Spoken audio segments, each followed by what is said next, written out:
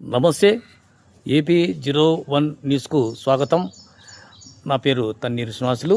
ప్రస్తుతం మీరు చూస్తున్నటువంటిది గుత్తి కోటలో ఉన్నటువంటి ఉర్దూ పాఠశాల.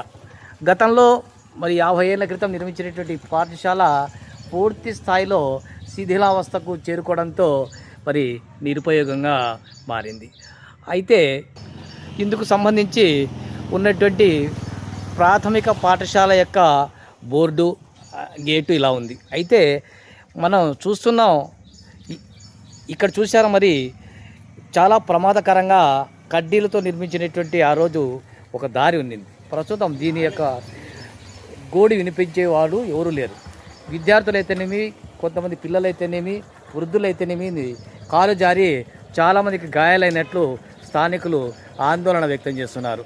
అంతేకాకుండా ఇక్కడ చూసినటువంటి కర్రల యొక్క గుట్ట, వీటి కింద గతంలో బోరు వేసేటువంటి వారు, మంచినీటి బోరు. కాలక్రమేణా వీటిని మరమ్మత్తు లేకపోవడంతో స్థానిక ప్రజలు కర్రల యొక్క కుప్పను వేసేశారు. అంతేకాకుండా ఈ మురికి కాలువలు చూస్తే ఇంకా అధ్వానంగా తయారైపోయాయి.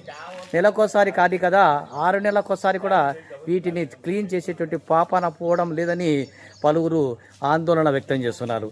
ఇటువంటి నేపథ్యంలో సంబంధిత అధికారులు త్వరితగతిన పూర్తి స్థాయిలో ఈ పాఠశాల ముందు కల్వర్టు నిర్మించాలని, లేని తర్వాత ఇక్కడ ఉన్నటువంటి ఇనుప గేటును కొత్తగా మార్చి పిల్లల యొక్క ప్రాణాలని కాపాడాలని చెప్పి పలువురు డిమాండ్ చేస్తున్నారు.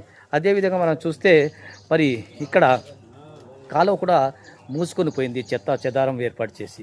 ఇప్పటికైనా అధికారులు చర్యలు తీసుకోవాలని స్థానిక ప్రజలు డిమాండ్ చేస్తున్నారు.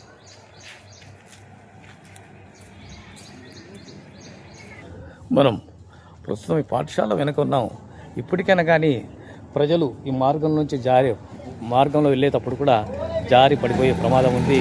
కాబట్టి